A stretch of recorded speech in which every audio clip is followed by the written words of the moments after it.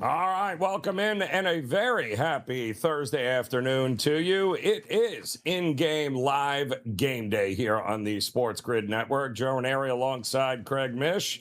We got a little early edition here because we've got just 5 games in Major League Baseball on the slate.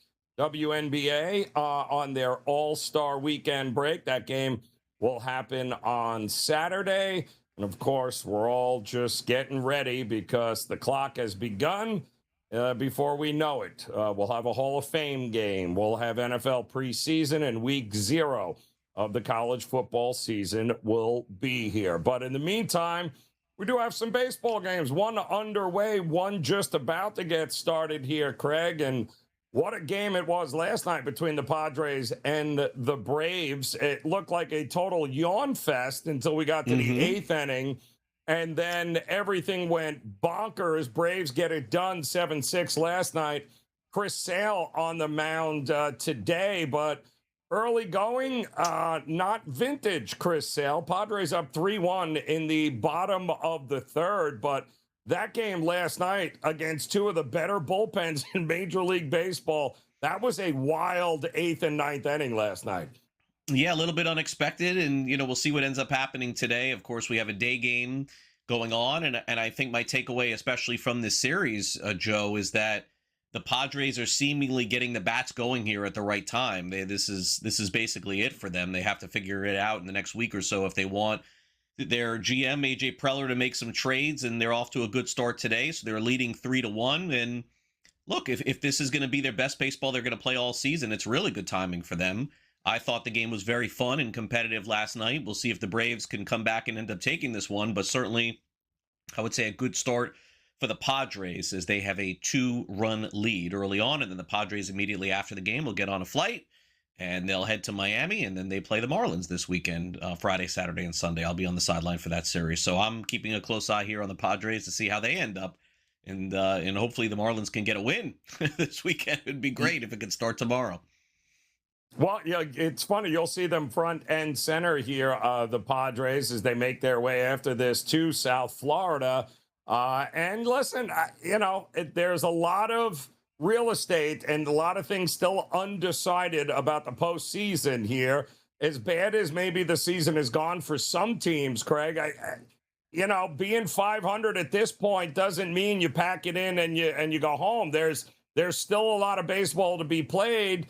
And you and I talked about this last night on Game Time Decisions that, it's not who's playing their best baseball in July and August that tend to do very well historically. Yeah. So just because it's not working out to this point doesn't mean the season is over yet in Major League Baseball.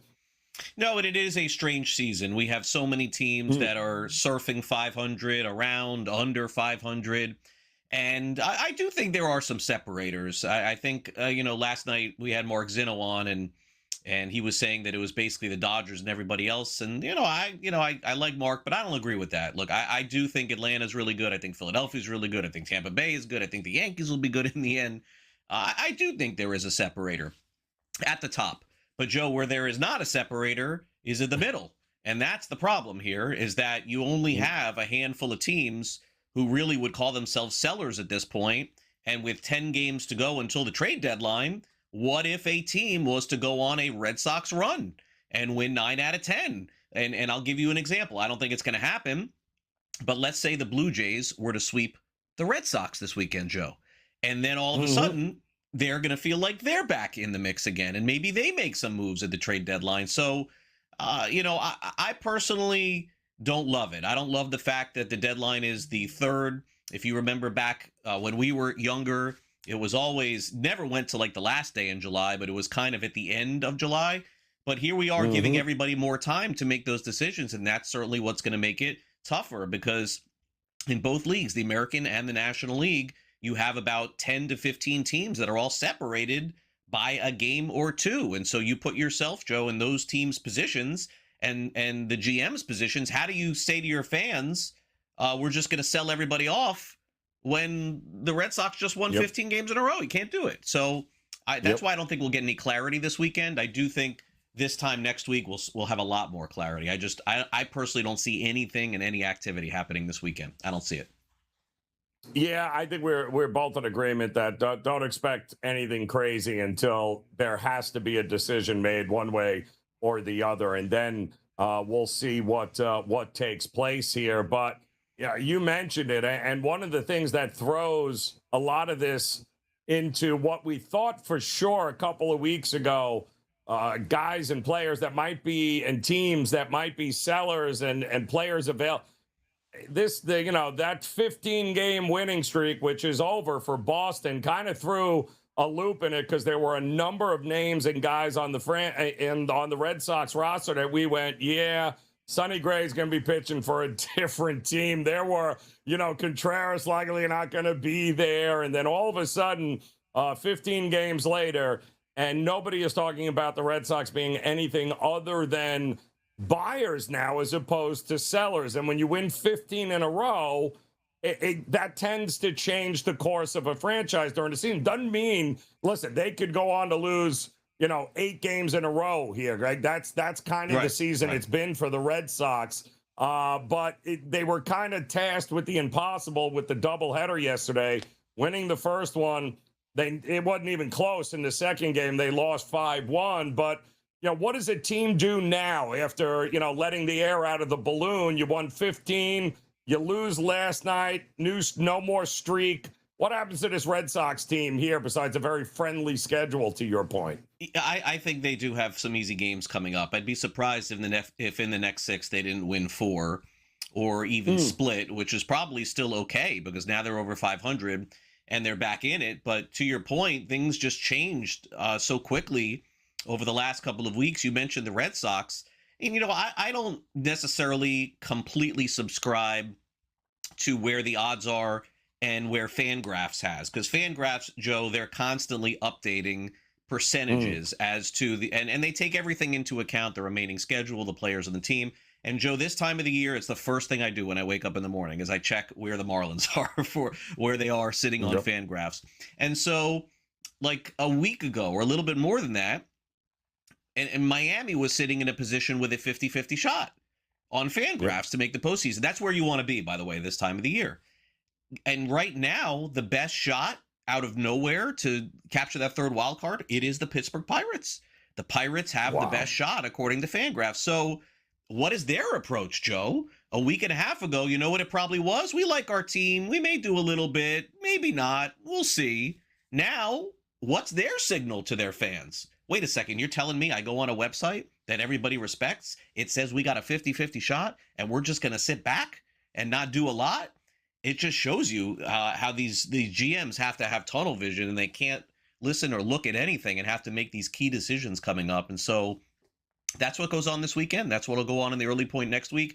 And also, to be clear, I think most teams kind of have an idea as to what they want to do, but that really doesn't get cemented until next week. A few more games go off the board this weekend, a couple next week, and then all of a sudden it's like, all right, let's put it out there. Let's figure out who we want. Let's also sell off who we need to.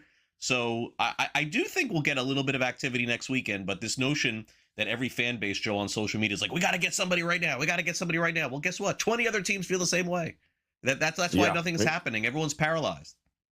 Yep. Take a number is what they say here, because there's a lot of teams lined up, want the same kinds of players that you want as well. But listen, kudos to Pittsburgh, who's won, maybe 2 Paul Skeens starts in the last 3 months. It's kind of hard to believe, but here they are very much in the playoff picture. All right, we've got updates. We got a new game getting ready to start. We'll go over it all as in-game live game day continues on the grid.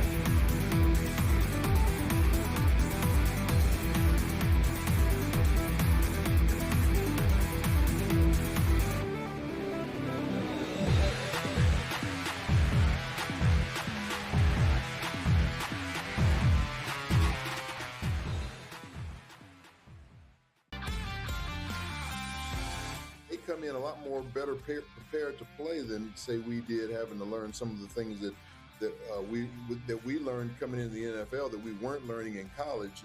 A lot of these kids are getting quarterback coaches, as far back as junior high school and all the way through high school into college.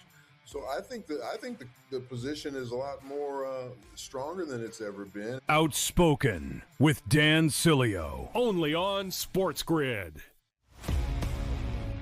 Atlanta should be the team to step up and secure him.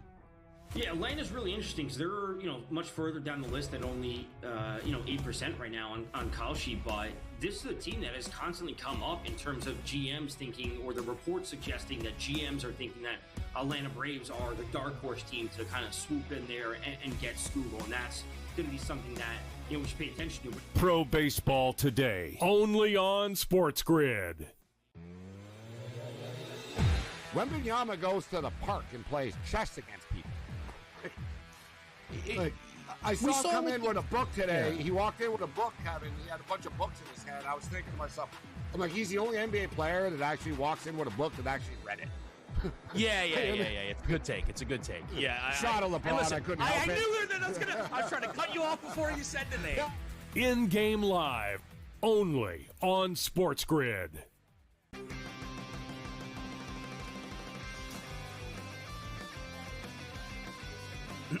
Class is in session. Today, let's talk about the teaser. A teaser is a multi-leg bet where you shift the point spread in your favor. You get better numbers, but every selection has to win. It doesn't matter what you bet if you don't have the insights. Tune into SportsGrid and get ahead of the class.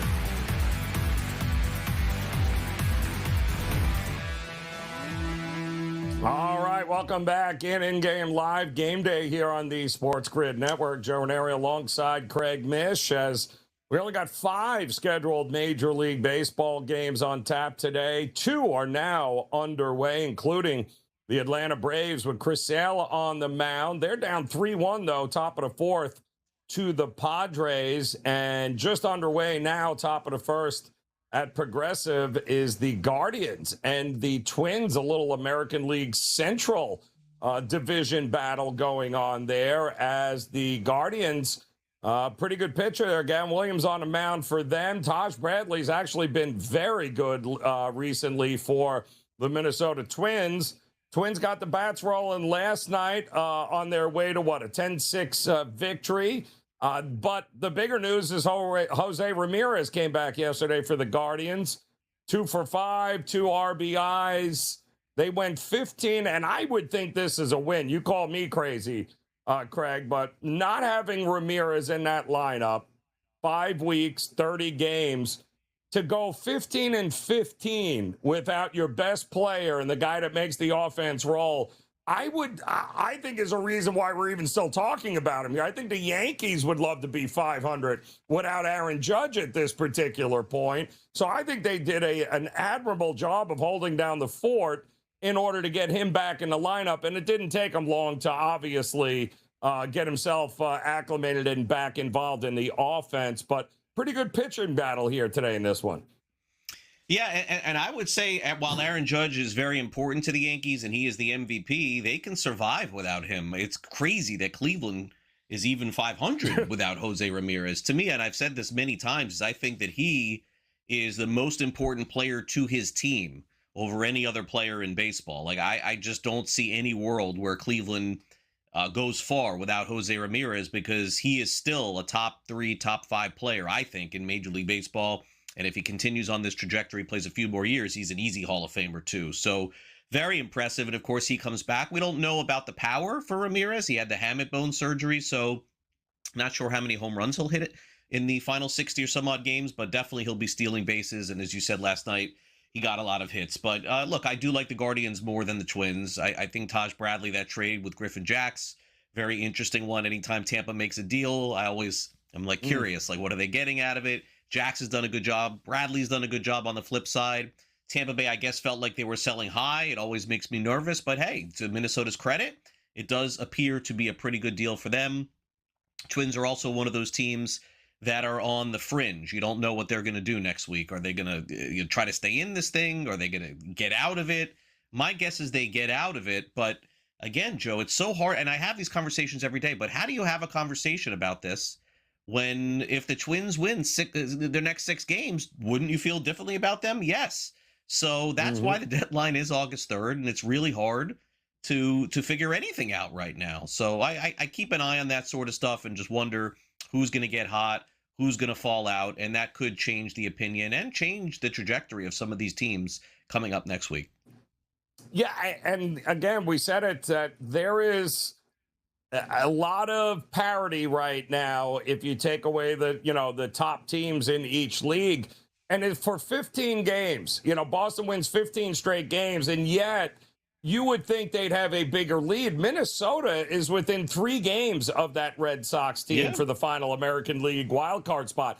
And the team the Red Sox lost to last night to break the streak, I mean, Baltimore's only 2 games out here. So, you would think a team that wins 15 games and recency bias that but they got to be safe.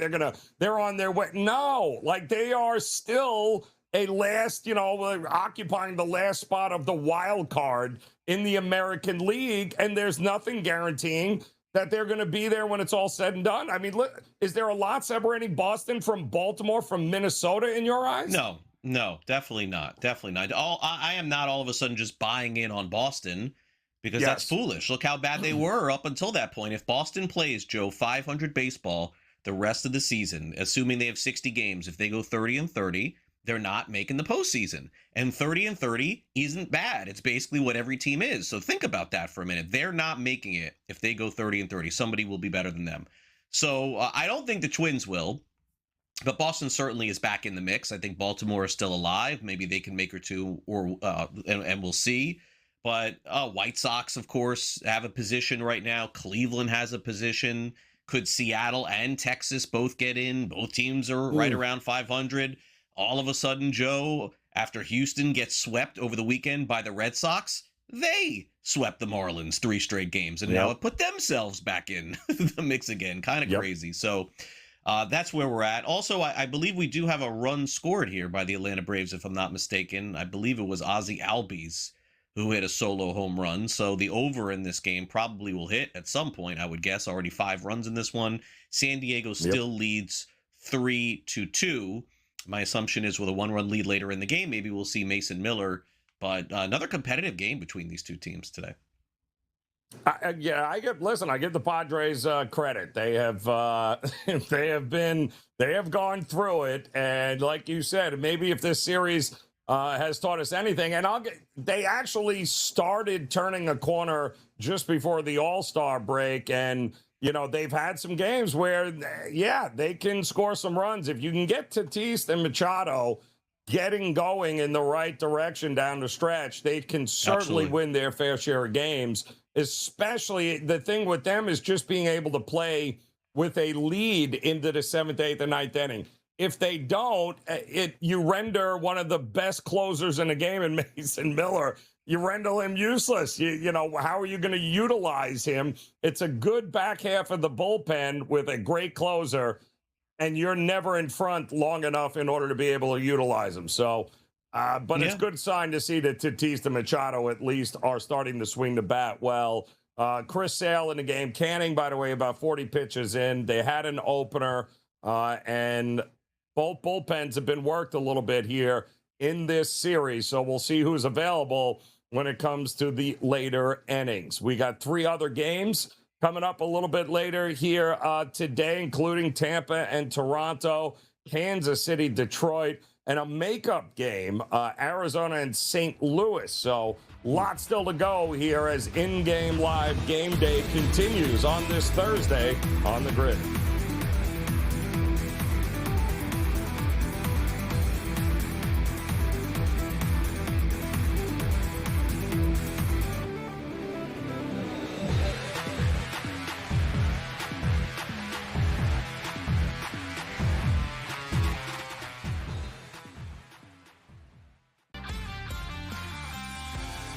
Come in a lot more better prepared to play than say we did, having to learn some of the things that we learned coming into the NFL that we weren't learning in college.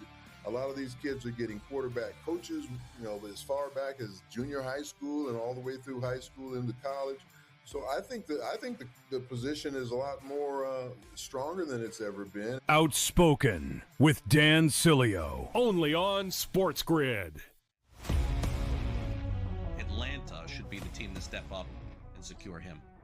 Yeah, Atlanta's really interesting because they're, much further down the list at only, 8% right now on Call Sheet. But this is a team that has constantly come up in terms of GMs thinking, or the reports suggesting that GMs are thinking that Atlanta Braves are the dark horse team to kind of swoop in there and get Scoogle. And that's going to be something that, we should pay attention to. Pro Baseball Today, only on SportsGrid.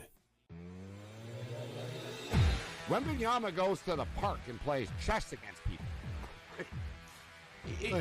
I saw him come in with a book today. Yeah. He walked in with a book, Kevin. He had a bunch of books in his hand. I was thinking to myself, I'm like, he's the only NBA player that actually walks in with a book that actually read it. Yeah. It's a good take. It's a good take. Yeah. Shot of LeBron. Listen, I couldn't help it. I knew that I was trying to cut you off before you said the name. In-game live, only on SportsGrid.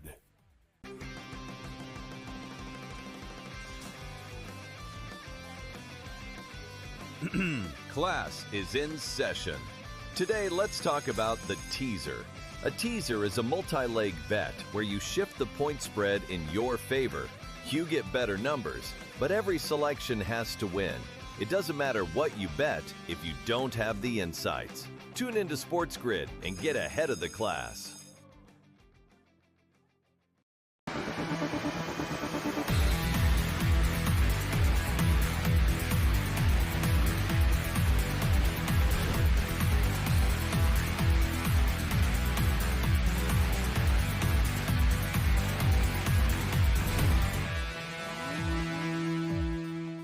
All right, welcome back in. We've got it in-game live for you. Game Day on the SportsGrid Network on this Thursday. Joe Raineri and Craig Mish has got a couple of games underway right now, including the Padres holding on to a 3-2 lead in Atlanta here. They are in the bottom of the fourth inning, although they've got a couple of runners on right now, first and second. Ozzie Albies already with a home run in this inning to cut the deficit to 3-2. Only one out here with Griffin Canning on the mound.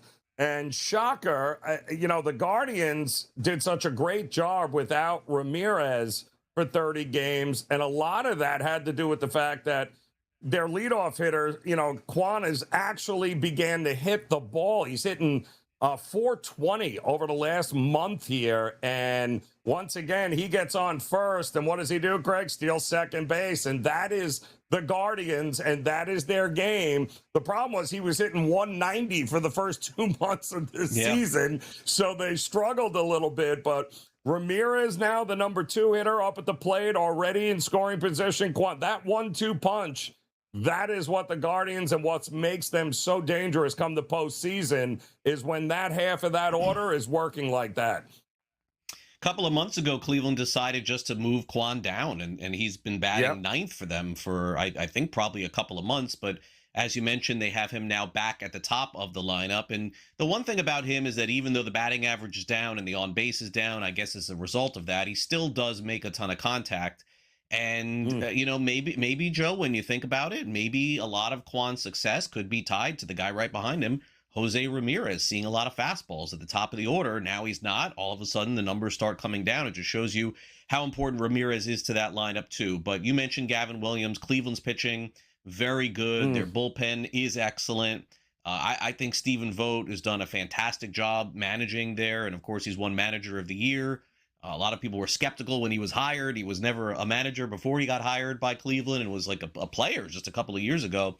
But I look, if you gave me the odds, and nothing against the White Sox, but if you gave me Cleveland and Chicago, I would take Cleveland 10 times out of 10. I do think Cleveland ends up winning that division, but I do give a lot of credit to the White Sox. I think, did I hear a story last night? I thought that the White Sox almost acquired Aroldis Chapman a month ago. They were very close to acquiring him or something like that, and the deal fell through at the last minute. Wow, that would have been a game changer there.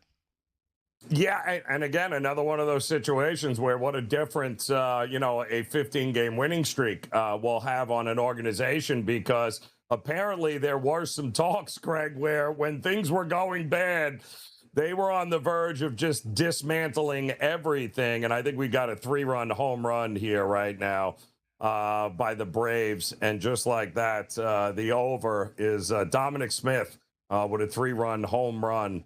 What a right great now. ad he's been. Woo! And when did they add him? Before the year. He was like almost out of baseball. Yeah, that's crazy. He was a non-roster invitation to spring training, and look, he hasn't been as good in the last month or so as he was in April and May, but it just shows you that if you keep sticking around and you keep battling, you can end up surviving in this league, and that's definitely what Dominic Smith did. And I mean, you think about Atlanta going into the year, is Dominic Smith on the Braves, Joe, if Jurickson Profar doesn't get popped for steroids again? The answer is probably no. Correct. But they had that opening there, and Dominic Smith took it, and now he's a big part of what they do. And he kind of has these reverse splits, so he sort of hits lefties even better than he hits righties. Plays 3-4 times a week. I think that's a perfect amount to play him. I would guess the Braves probably will add a player or two here, but this is how the Braves beat you, Joe. They can do it in a lot of different ways. And keep in mind, Braves are in first. Braves have a lead on the Phillies. And they have gotten squat from Ronald Acuna Jr. all season long. So you know and I know, once that guy comes back, how important he is to that team. So the Braves are going to be in this thing. Will they beat the Dodgers? I don't know. I can't predict that. But Braves are going to the playoffs, I think, this year. Yeah, I think they are, and I think the here goes again with the Padres now.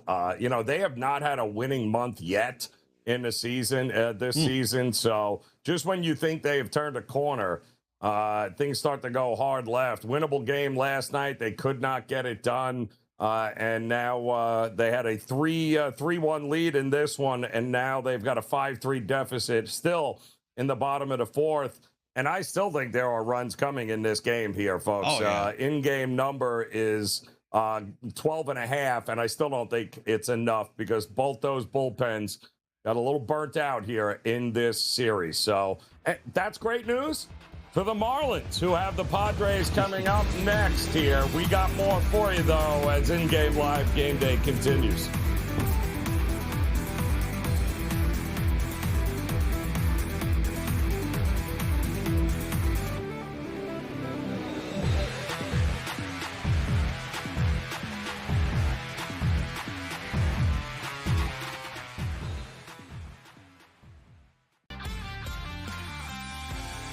Come in a lot more better prepared to play than say we did, having to learn some of the things that we learned coming into the NFL that we weren't learning in college.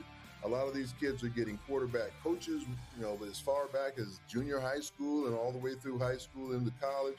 So I think the position is a lot more stronger than it's ever been. Outspoken with Dan Cilio, only on SportsGrid. Atlanta should be the team to step up and secure him. Yeah, Atlanta's really interesting because they're much further down the list than only 8% right now on call sheet. But this is a team that has constantly come up in terms of GMs thinking, or the reports suggesting that GMs are thinking that Atlanta Braves are the dark horse team to kind of swoop in there and get Scoogle, and that's going to be something that we should pay attention to. Pro Baseball Today, only on SportsGrid. Wembanyama goes to the park and plays chess against people.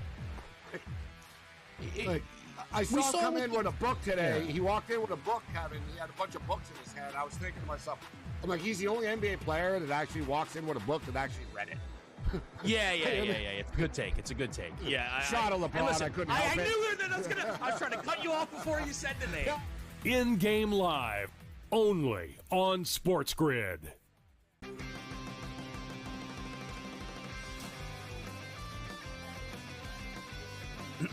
Class is in session.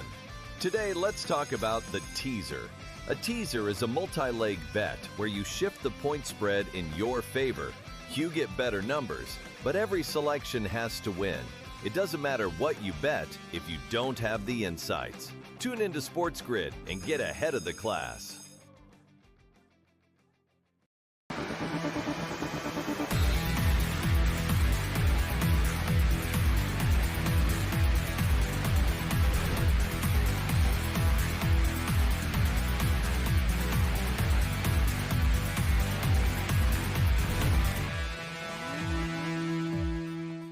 All right, welcome back in game live game day here on the Sports Grid Network. Joe Raineri alongside Craig Mish as we've got a couple of games going on here right now. Major League Baseball, 3 more still coming up, including the Tampa Bay Rays looking, well, just to put the the proverbial nail in the coffin here of this Toronto Blue Jays season, because it has not been good at all.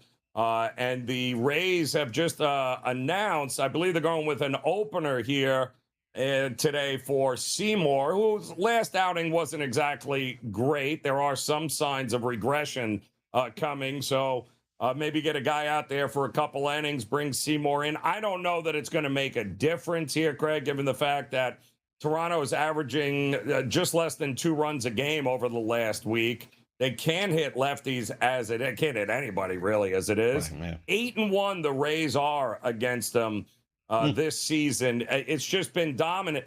They've made 6 errors in this series already, including a couple yesterday that kind of just solidified just how bad it has been for Toronto. Bieber's on the mound. Listen, the first 3 starts were not good. He's still not throwing with a ton of velocity here. He has shown some signs the last couple of outings that maybe he's starting to get control back. But against this lineup of the Rays, and it's pretty much a coin flip price, it's very difficult to be able to trust Toronto in this spot. Yeah, and, for the Blue Jays, a lot of people will probably say, what happened? Why didn't they repeat as American League champions? It doesn't appear that they're trending toward that, Joe. But truth be told, they did sign Dylan Cease in the offseason. They did bring Bieber back. It's not like they didn't try. It's just sometimes it's not your year. And I think that's simply what is happening with Toronto. But I'm glad you brought Bieber up because, in my opinion, Bieber is one really good start from some other team taking him. And whether the Blue Jays are in this or not, I think they should move Bieber. I do. I look, he's on a 1-year deal. I believe it was like 15, 16 million. So that means 7-8 million left for the rest of the season, maybe a little less.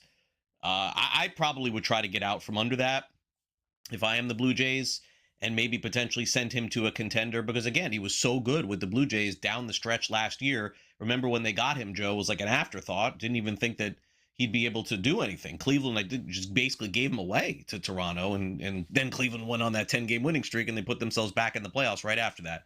So that would be a player I would think the Blue Jays could say, listen, competing or not, are we sure? Probably not right now. Let's still make this move. He's on an expiring contract. Gossman's a little bit of a trickier one. He's not the same pitcher that he was. He still goes 7 innings pretty much every time out there, but he doesn't get the swing and miss that he used to. So I don't think that he has the value that he once had. But I could see some teams saying, you know what, we'll take him on. We're not going to give you anything. Bieber, meaning Joe, and we'll just pay. We'll pay him the salary the rest of the season. I could see that happening. Some team taking a shot.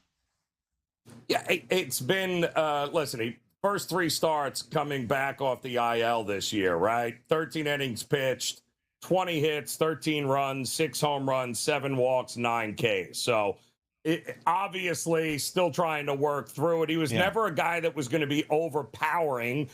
He was not a power pitcher. He was a guy that was going to make you chase and make you get his pitches. But the last 2, he's got 10 2/3, only giving up 9 hits, 2 runs, only giving up 1 home run, 10 Ks, 5 walks. So he's still just throwing 92, 93. And the problem with those kinds of guys, Craig, is that if it ain't where he wants to throw it, it tends to get hit, and usually hit pretty hard. But I don't think there's any doubt if he has a quality outing here against this lineup and starts to – you look at those last 3 starts then, and you're right. With a trade deadline around the corner – there will be teams calling Toronto in a heartbeat trying to get him on that roster. Yeah, I think so. I think so, Joe. What is he at this point? As you just said, a 4 or a 5, somebody that maybe makes a postseason roster, doesn't necessarily start in the DS, like American League Division Series or in a but. Then all of a sudden, if you're playing in a 7-game series, he becomes a little bit more useful. Blue Jays just have to commit to what they're going to do, Joe, one way or the other. And I think the only way, to me,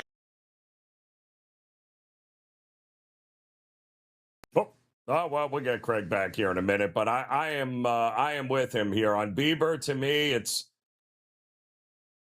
with Bieber. Yeah, with Bieber, it's going to be all about direction of the Blue Jays. But I do think this is a huge start for him because we've seen shades of, old Bieber here in the last couple of outings. Does that continue against one of the best lineups in Major League Baseball? And that is exactly what the Rays have been, especially against right-handed pitching over the last month. And I mean, crushing it. They have been doing it, the Rays here. And this is going to be a great test. The problem is you don't score runs, you can't win games. That's the other half of the equation with this Toronto team is they can't score. They're not hitting for power. Their best player, Vlad Guerrero Jr., he's got 6 home runs on the year, and we're a week away from August, folks, and he's got 6 home runs.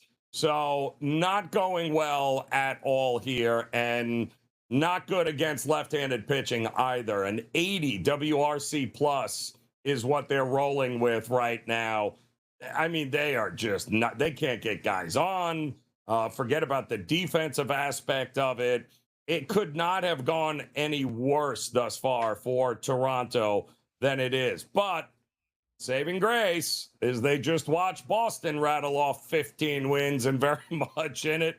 But I do think they have some assets that, and to your point earlier, Craig, is that I think Toronto needs to, or get off the pot here. Figure it out. Where are you going? Right. Is it harder because they were that close a year ago to say, is it harder, you think, in that front office for them to come to the realization, we had Scherzer pitching in the playoffs in the World Series, so is it time to maybe reboot here a little bit if you're Toronto?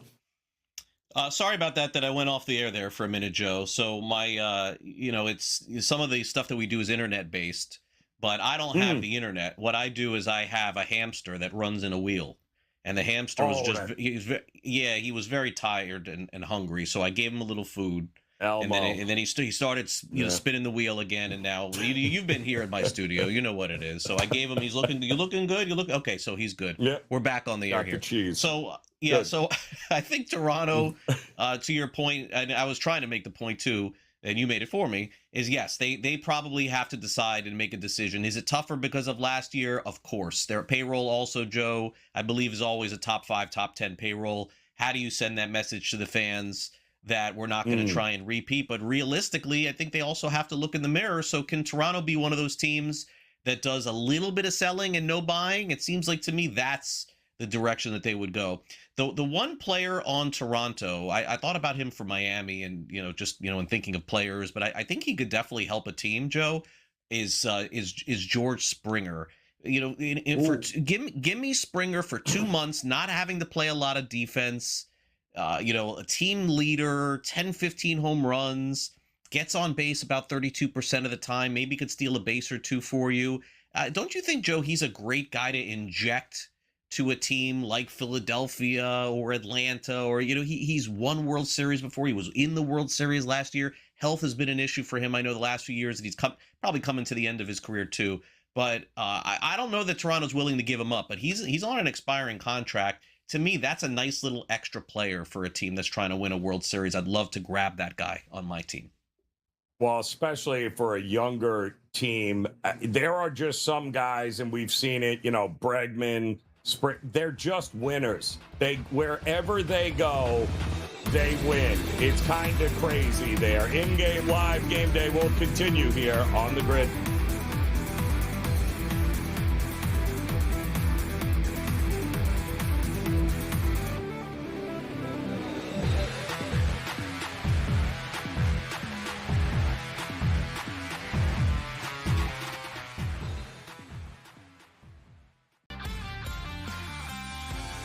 Come in a lot more better prepared to play than say we did, having to learn some of the things that we learned coming into the NFL that we weren't learning in college. A lot of these kids are getting quarterback coaches, as far back as junior high school and all the way through high school into college. So I think the position is a lot more stronger than it's ever been. Outspoken with Dan Cilio, only on SportsGrid. Atlanta should be the team to step up and secure him. Yeah, Atlanta's really interesting because they're much further down the list at only 8% right now on Call Sheet, but this is a team that has constantly come up in terms of GMs thinking, or the reports suggesting that GMs are thinking that Atlanta Braves are the dark horse team to kind of swoop in there and get Scoogle, and that's going to be something that we should pay attention to. Pro Baseball Today, only on SportsGrid. Wembanyama goes to the park and plays chess against people. Like, I saw him come in with a book today. Yeah. He walked in with a book, Kevin. He had a bunch of books in his hand. I was thinking to myself, I'm like, he's the only NBA player that actually walks in with a book that actually read it. Yeah. It's a good take. It's a good take. Yeah. Shot of LeBron. Listen, I couldn't help it. I knew that I was trying to cut you off before you said the name. In-game live, only on SportsGrid.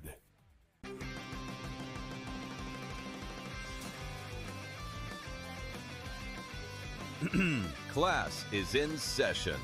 Today, let's talk about the teaser. A teaser is a multi-leg bet where you shift the point spread in your favor. You get better numbers, but every selection has to win. It doesn't matter what you bet if you don't have the insights. Tune into SportsGrid and get ahead of the class.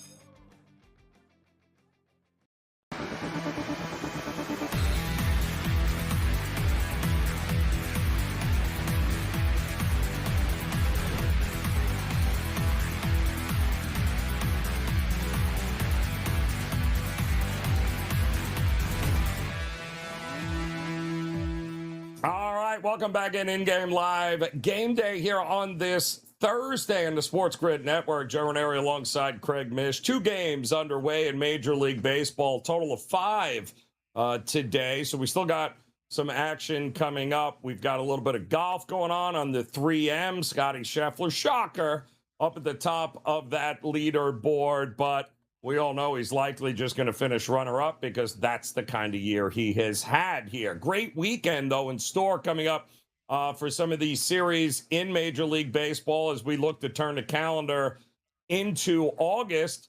And let's bring in our good friend Kyle Sope here, who's also looking at this light slate here today. And we got the Braves on top of the Padres, no score with Twins and the Guardians.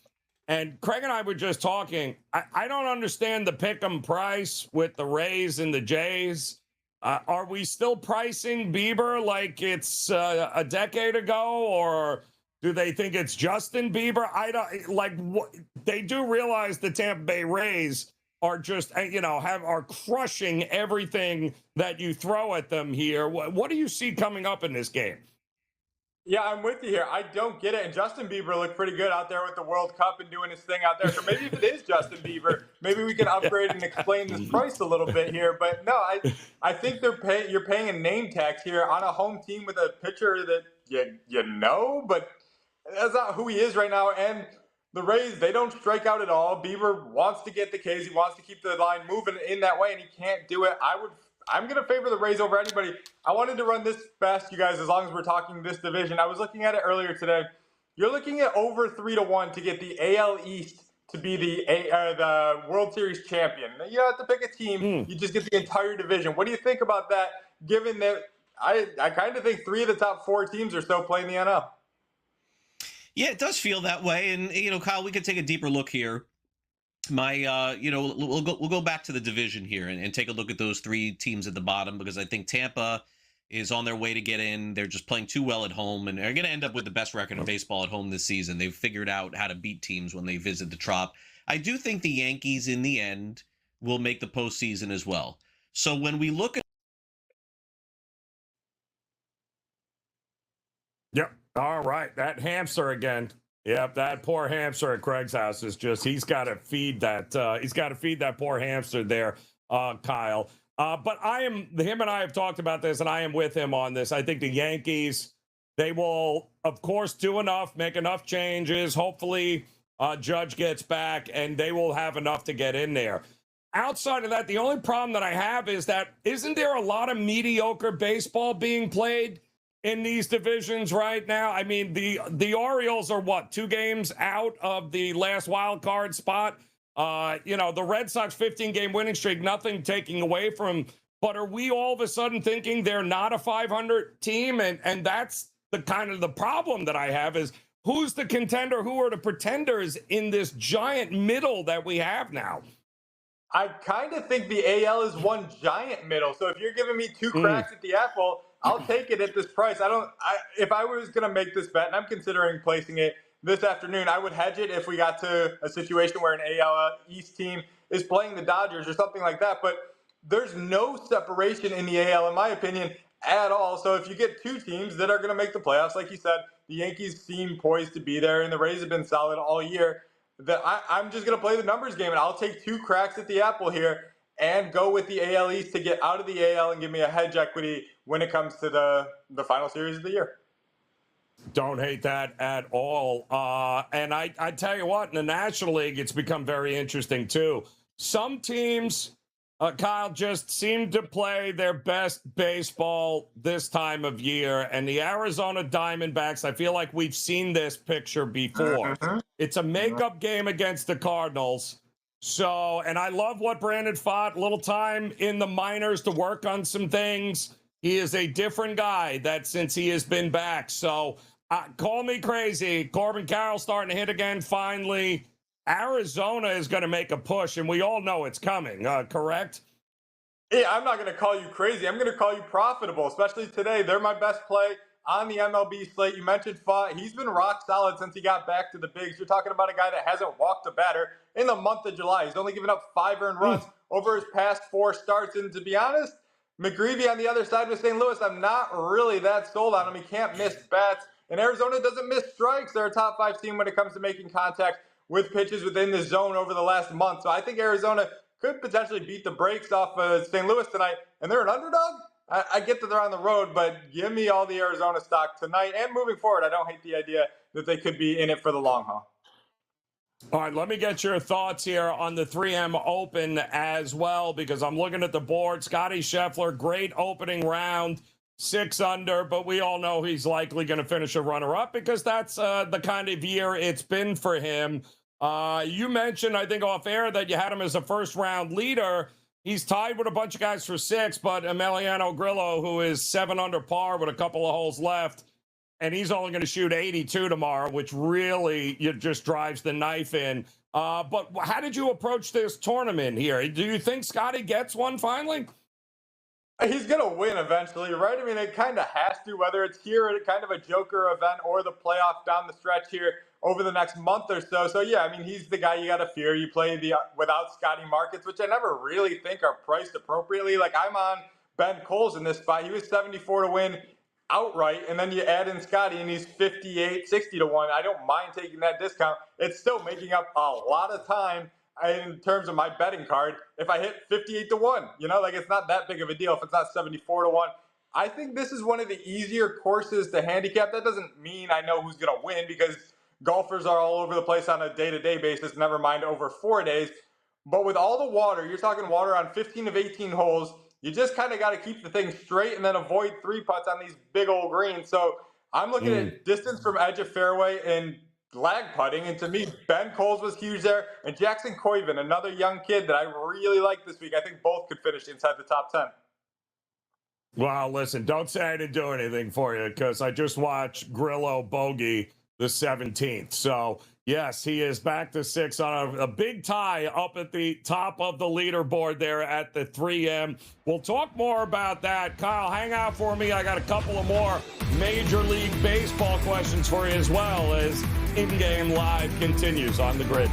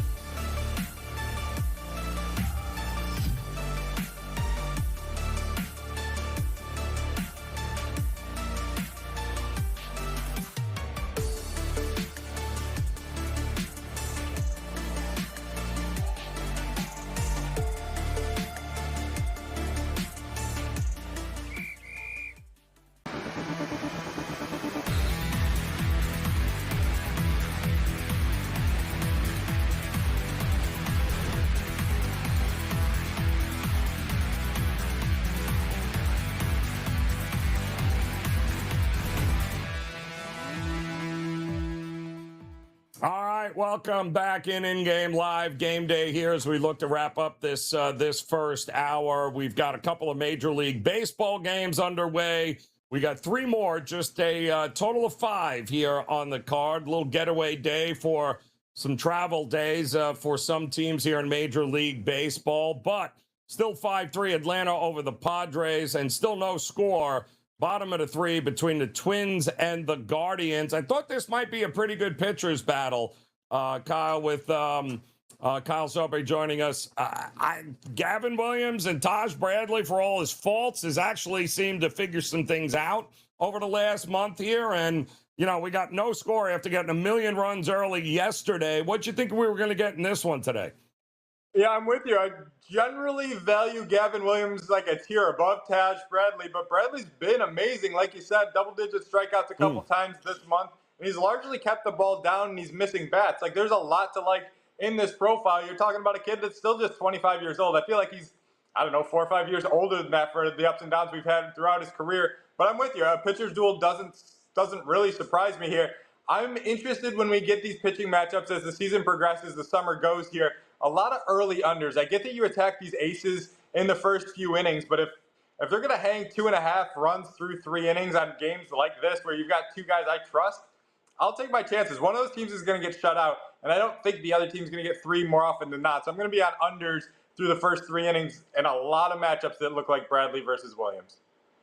Yeah, and listen, I think kudos to the Guardians for weathering 30 games missed by Jose Ramirez and finishing 500. But, you know, Quan is now actually back at the top of the order. He's hitting over 400 the last month. That's a heck of a 1-2 punch up at the top of the order there for the Guardians.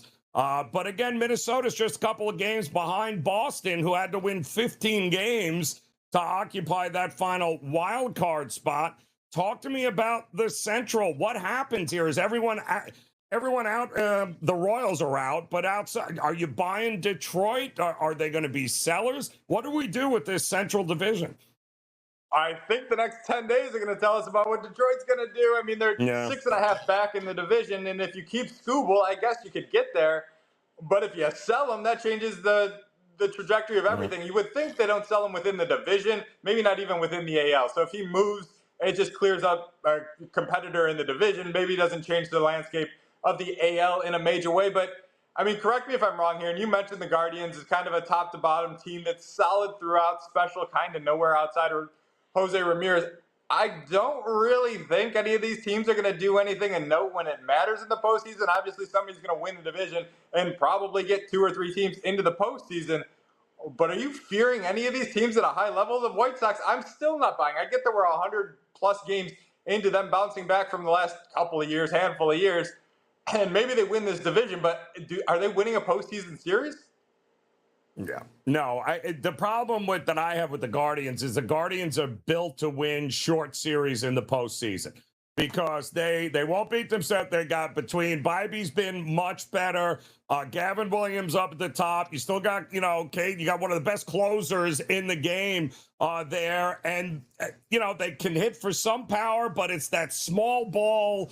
They always seem to be there. And when they take on these home run or bust teams like we've seen, if the home runs don't come, teams like the Guardians, they end up beating you and advancing. It's the West that I'm so lost with. One game over 5. I think they're 500 now, Texas. Yeah. Who's winning the West? And should we count out the Astros? I don't know what to think of the West here, but there are some teams I thought might be dangerous in the postseason, but they're all 500, if that. Yeah, the Astros don't do it for me. They don't move the needle. I think Vegas has this one right, having Seattle favored. I just think the pitching's too much. If you get Luis Castillo back to what we've seen in the past, I think their depth up top at the end of the rotation there can kind of get them there. You pitch like that in a ballpark like they play in, and they can be a pain to beat, 3 out of 5, 4 out of 7, things like that. They're kind of like the Guardians in that I don't think they're overly special. But when it comes to a series environment, you're talking having to beat them. And if you fall behind in a series to either Cleveland or Seattle or a team like that with the pitching that they have, it's hard to come back from down 2-1 or something like that. You can't bleed 3 straight wins against teams built this deep. So they're interesting in that I think they could win a series and they'll get my money early in the playoffs, but I don't think they're a real threat to contend with the Dodgers or any of these elite teams in the NL. Yeah, I mean, listen, it's right. The Dodgers, and then there's everyone else. But that's why they play the games in Major League Baseball. Kyle Sobe, pleasure, brother. Go, Scotty Scheffler. We'll talk to you again as In-Game Live Game Day continues on the grid.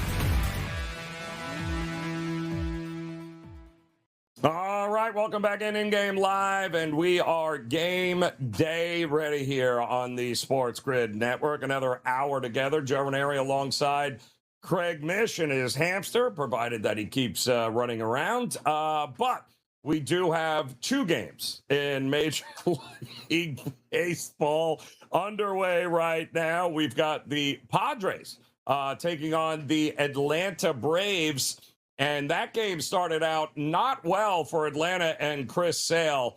Before you knew it, we got to the second inning. It was a 3-1 Atlanta deficit. The Padres scored three quick off of Chris Sale, but the Padres had to go with an opener, then Griffin Canning, and then once Canning came in, well, and Ozzie Albies home run, Dominic Smith three-run shot. Next thing you know, it is 5-3. In the bottom of the sixth there, Braves are on top.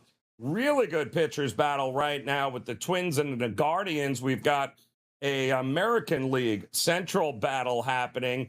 Twins with Taj Bradley, who's been really good over the last month.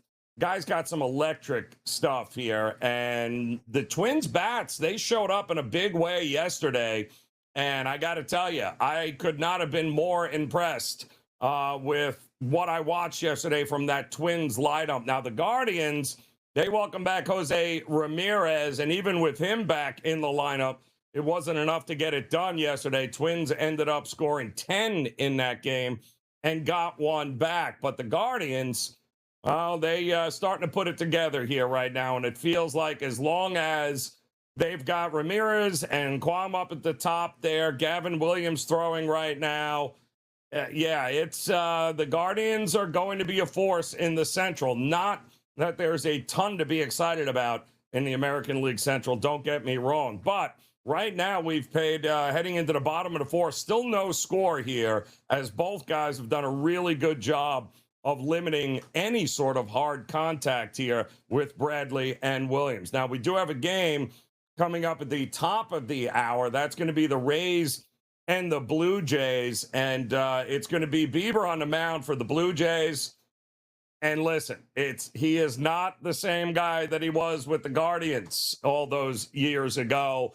He's only got 5 starts under his belt this season. The first 3 were atrocious. He got absolutely lit up. Obviously coming off the IL, still working his way back. But the last 2 have been very promising.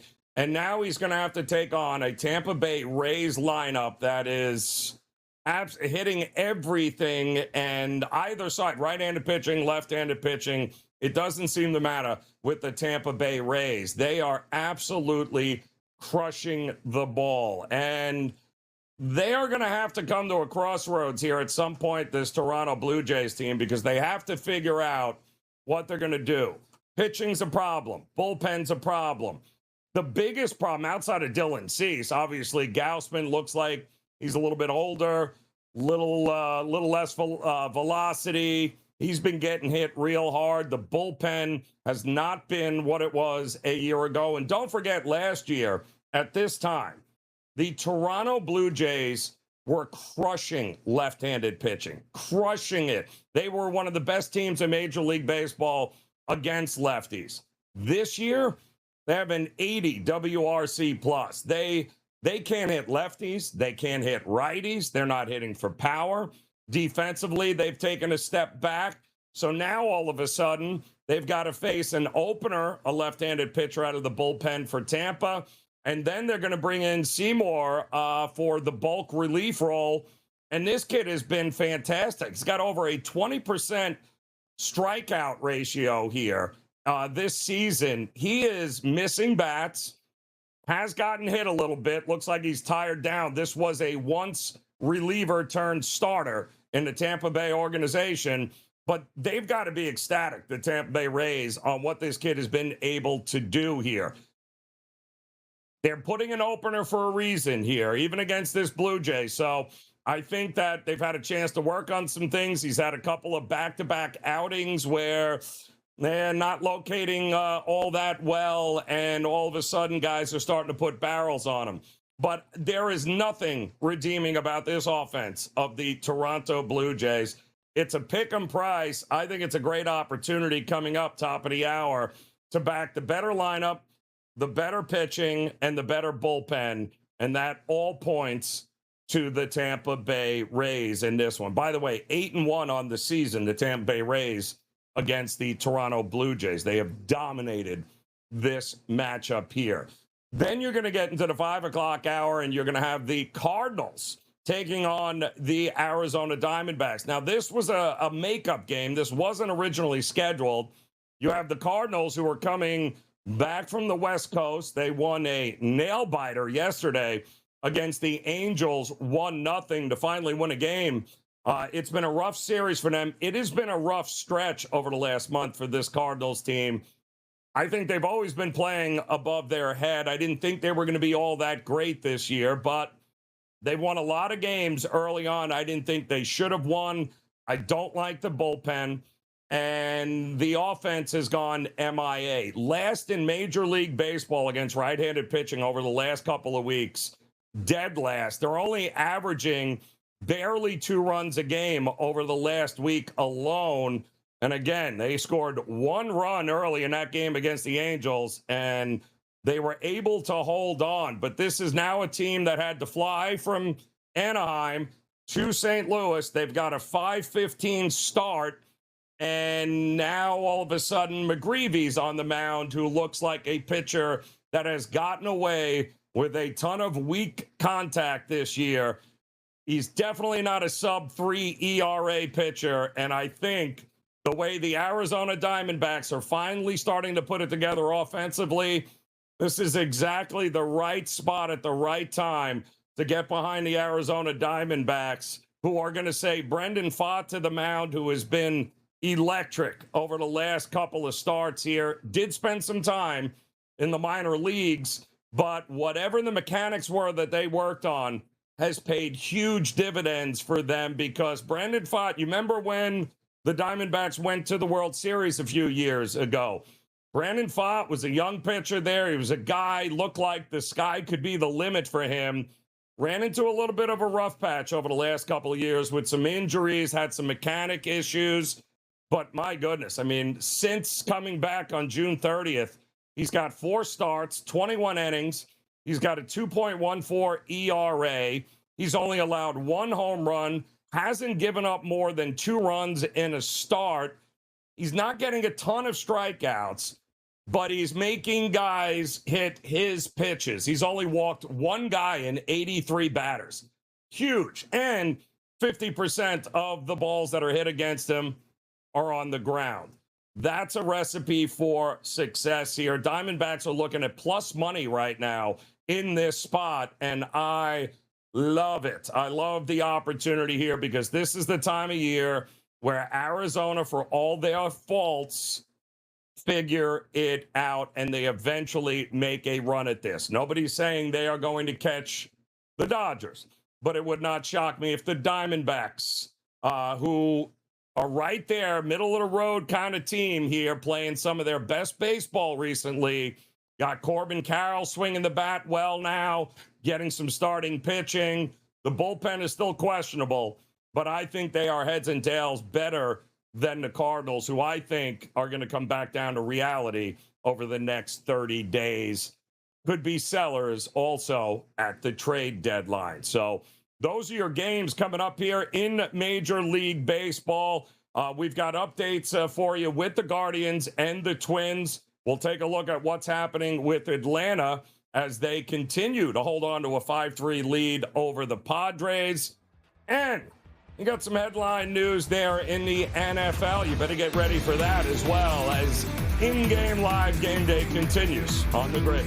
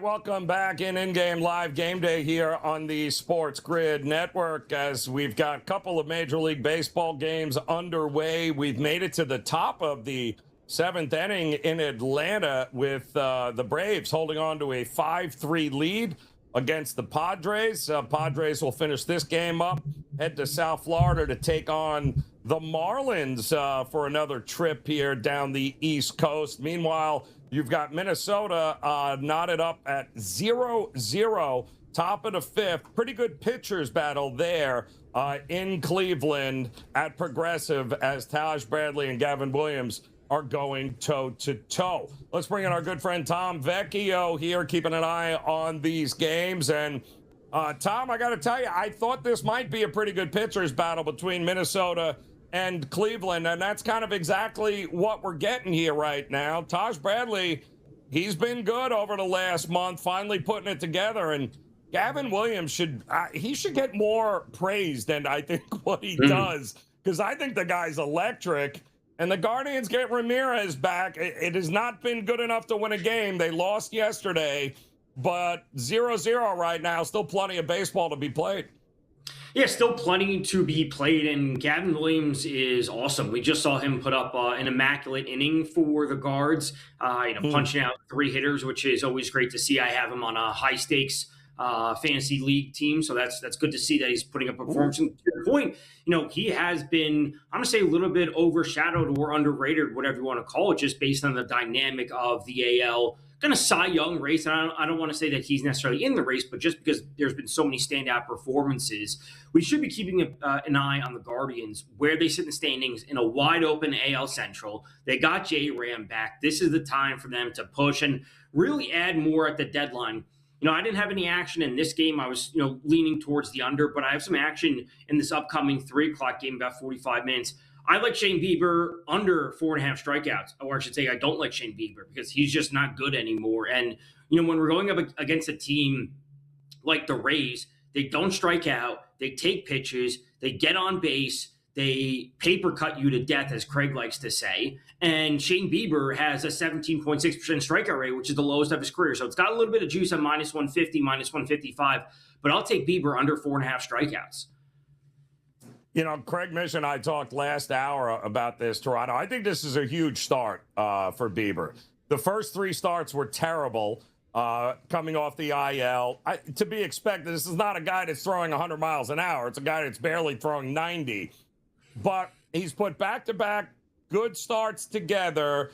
This is the best lineup he will have faced since he's come back off the IL. Toronto's got to figure out what they are at this point. Tom, do they not? I mean, you got a trade deadline coming up. I'm sure the Phillies would love to get Bieber in that rotation and throw Nola out into the middle of the street. If he shows up and can limit this good-hitting Rays team today, how much – he's on a 1-year deal. How much longer are you sticking with Bieber? If you're Toronto, at some point, you got to figure out what you are right now. Yeah, both him and Kevin Gausman. There are a lot of reports saying that Gausman's about to be moved, or not about to be moved, but in the mix to be moved along with Dalton Varsho. So this is the turning point for the Jays. They have been underperforming all season, and if they can't put it together, I'm going to say between now and really the end of the weekend, you got to start selling off those assets, whether it's a Gausman, whether it's a Bieber, Varsho, anyone that teams have interest in. Listen, Gausman's been pretty up and down to, slash bad this season, but I still think he's better than Nola. And the experience that he has in the playoffs, listen, he's not going to be a 1 or a 2, but he could be a 3 for a playoff-bound team where, coming out of the bullpen, whatever the combination is going to be. So Gausman, Bieber, Varsho, those are the options. And this is a big moment for Bieber and the Blue Jays. And frankly, if the Blue Jays win and Bieber does well, I'm not going to say that they're back in the mix, but they're back into showing that he's actually a worthwhile trade candidate. So it really could be a win-win for the Jays. I think so, too. I know it's got to be difficult for them, Tom, the fact that, they were this close to a World Series title just, 10 months ago. But the reality is this is not it. Remember last year how good they were against left-handed pitching? They were this year, they can't hit water if they fell out of a boat here. I mean, we're almost in August, and, Vlad Guerrero Jr.'s got, 6 home runs? This is a fundamentally, I think Springer could be if I'm Toronto, listen, it was a great run, but you still had Scherzer pitching in the postseason. Remember that? So, this might be the time, I think, for, not going to hit the panic button, but it's time to sell, I think, and it's time to move on here. And I think there's more than enough teams that are going to be interested in some players here, especially if you look at the National League here. What are the Pirates deal? Are they a team that is actually going to buy now at the deadline? Are they a team that could still end up selling? And they're notorious for that. We all know it. But I mean, how many teams are we taking seriously in the National League right now at this point? That's a great question, because there are 7 teams either in a wild card spot or within a game and a half of the NL wild card. But, do we consider the Nats truly contenders? Do we consider the Pirates truly contenders? The Marlins have been in free fall over the past, week and a half, dating back to before the deadline. The Pirates are a really interesting option, or an interesting storyline to follow, because they have some good frontline pitching, obviously, with Skeens, Jared Jones, Bub Chandler. They've been good-ish. They have some good offensive options, but they just don't have enough consistency top to bottom. So I would like to see them make a move. I really think the interesting option is going to be the Nationals, because I think they're going to be selling at that deadline. I think they're ahead of schedule. So Foster Griffin has been really solid. He should be traded to a contending postseason team. So I can't take the Pirates seriously. Like, I got to see it happen first, because we keep saying, is this the year the Pirates are going to go all chips to the middle? You got to show me first. Yeah, I think there's a few teams that we can guarantee that are going to be sellers, Tom. We'll talk about it when we come back here. But I think there are 2 teams in the National League, 1 team in the American League. And I love a couple of guys that are on these teams that I think would make great additions to actual contenders. We'll talk about that as In-Game Live Game Day continues here on the Grid.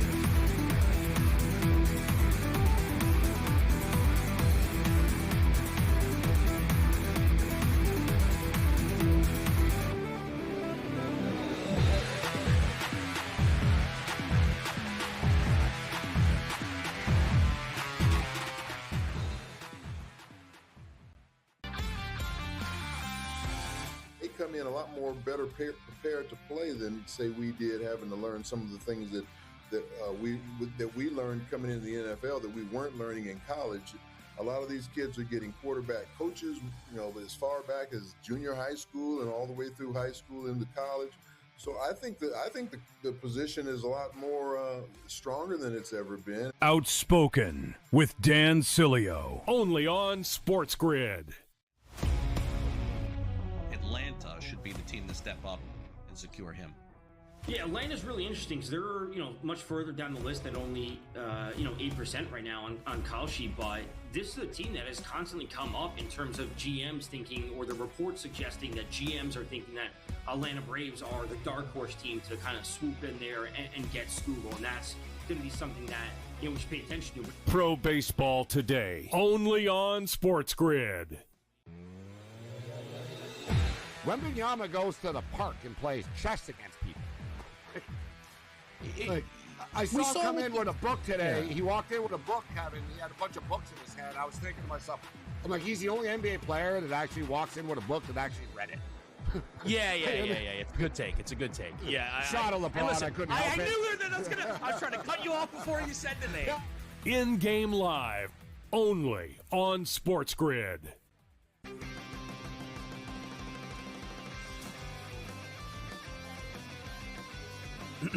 Class is in session. Today, let's talk about the teaser. A teaser is a multi-leg bet where you shift the point spread in your favor. You get better numbers, but every selection has to win. It doesn't matter what you bet if you don't have the insights. Tune into SportsGrid and get ahead of the class.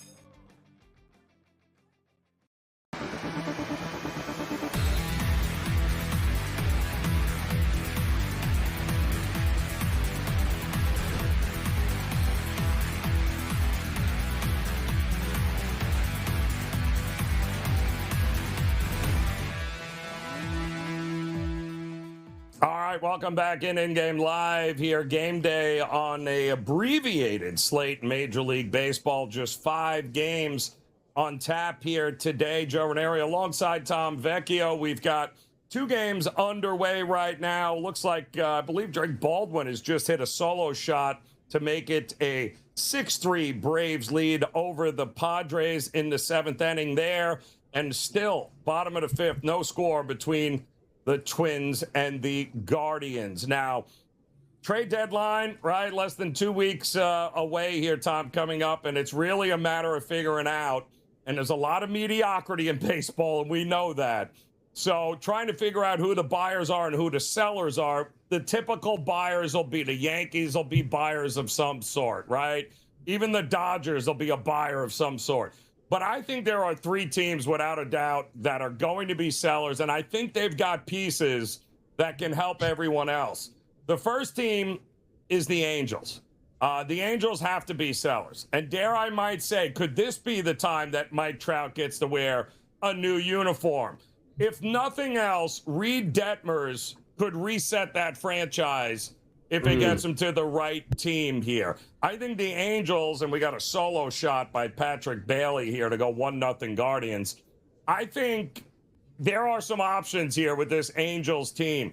They've got to figure some things out here, but could Trout be a part of a package? Would anybody jump in and take him? I think a team would want to jump in and take him. We know he's been often rumored to the Phillies, but between Trout, Detmers, Soriano, and the Angels even said they're listing on offers on Zach Neto. They got to move at least 2 of them. And getting assets back for a franchise that is, they just haven't been bad. They have been abysmal and uncompetitive for multiple seasons at this point, and it's just really unacceptable for, no one likes to frame them as a big market. They're an LA team. They're a large market franchise that are just unacceptably bad. So I think they need to move as many assets as possible. With that solo shot that you mentioned from Pat Bailey on the Guards, if you were looking at a first 5 for the Guardians, you get a solo shot in the bottom of the 5th. So that comes through. If you're laying half the run, that's coming through as well. So a very slow game, obviously, 0-0 to bottom 5, and you come away with a cash ticket. Bottom 5, Braves, as you said, Braves Padres 6-3, so that game goes over the total. As you also said, a very small slate today. The Diamondbacks Cardinals is really interesting because that's a very, very important matchup for the NL wild card, and where they sit in the standings, basically tied. They're half game apart. I see this as one of the series of the weekend, and it's going to really impact the trade deadline coming up, because if one team can take 2 or 3 of these games, it's going to have a huge shift in the NL wildcard race. Huge. But again, there are a couple of teams I think that don't have to worry about wildcard races, and the Mets are one of those teams here, Tom. But again, a ton of assets available. Like, is Freddie Peralta the Ants? Could Freddie Peralta be wearing a different uniform here? Is Lindor available to go? If I'm the Mets, pretty much everyone's available except you-know-who, right? At this point, I don't know, Clay Holmes, a Luke Weaver, like they've got, it is time to start reevaluating what's going on here if I'm the Mets in the next couple of weeks as well, no? They have to be, I would say. At this point, whatever you can get back for Freddie Peralta, who's been pretty terrible this year, if you can get anything for him, player to be named later, cash considerations, international signing pool money, whatever it is, I think you should go for it, because you probably don't want to re-sign him long-term. No one's going to take the Soto deal. I think no one can take on the Lindor or Bichette contracts just because of the looming CBA. The Mets said that essentially Nolan McLean, Ewing, and Carson Bench are like the only untouchables outside of other few names that are the only untouchables for the Mets. If it's not nailed down for the Mets, I would say try and trade them, right? That's what you should be trying to do, get as many assets back, because if you want to free yourself up for cap space into this upcoming CBA, you got to make the moves now. I think you do. And what about the Giants? I mean, that's another team that should have, there should be a number of guys on that team that are available, and they got to do something there. I think the Devers thing is going to go down as maybe one of the worst, although he's not terrible, but it's a big difference hitting at Fenway and hitting at Oracle, is it not? And I think they're all starting to figure that one out. But I think there are some there. Giants, I think the Angels, I think the Mets. There are guys on those three teams that can help the Phillies, the Yankees, the teams that are looking to make a run here. Lots still to be determined, though, as in-game live game day continues here on the grid.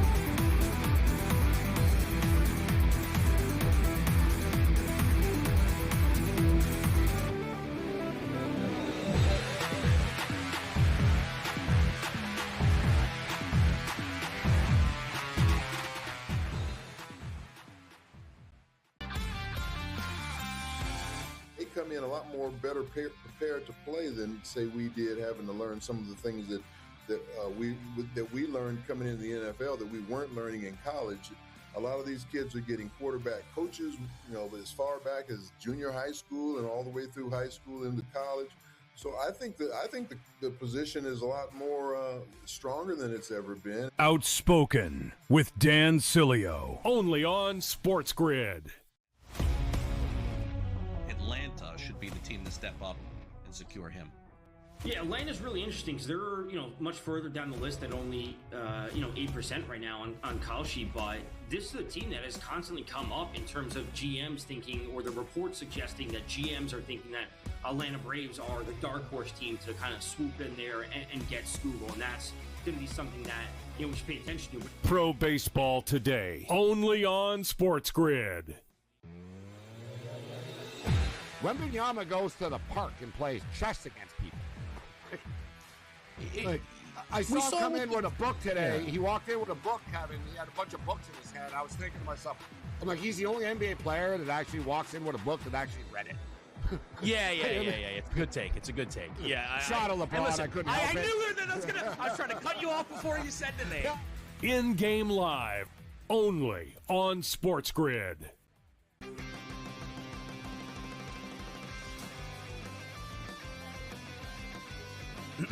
Class is in session. Today, let's talk about the teaser. A teaser is a multi-leg bet where you shift the point spread in your favor. You get better numbers, but every selection has to win. It doesn't matter what you bet if you don't have the insights. Tune into SportsGrid and get ahead of the class.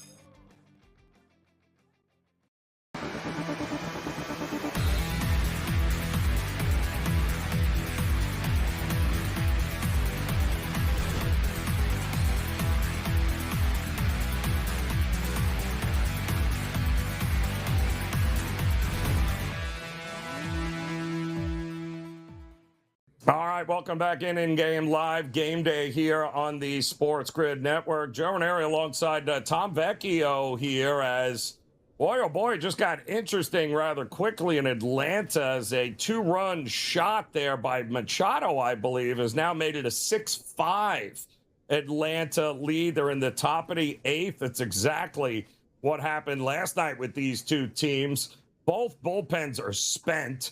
And we're starting to see that now. 11 runs here, and Mason Miller didn't pitch last night. Maybe he's available for the Padres here, but they got to figure out a way to scratch out a couple of more runs, Tom. But, yeah, these are two teams I think are very interesting because both the Padres and the Braves need help at the deadline.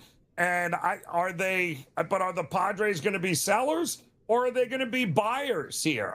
What do you see with this Padres team moving forward?